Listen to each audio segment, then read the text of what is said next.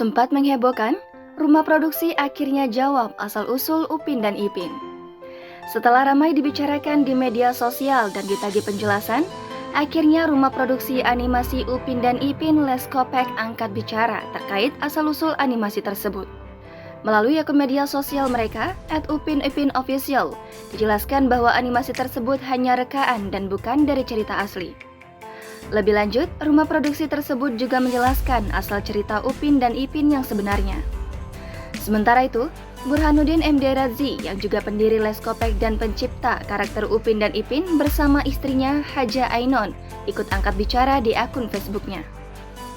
Kehebohan yang muncul di media sosial dan membuat penggemar Upin dan Ipin bertanya-tanya bermula dari unggahan akun TikTok @bang_along3110.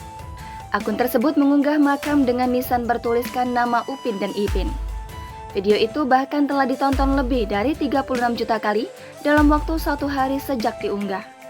Dari keterangan yang disertakan dalam video, disebutkan bahwa cerita Upin Ipin dibuat berdasarkan hayalan Opah 10 tahun yang lalu. Unggahan tersebut membuat heboh penggemar animasi tersebut, yang sekaligus mempertanyakan kebenaran fakta cerita yang disebut menyedihkan dari Upin Ipin yang selama ini mereka kenal begitu ceria.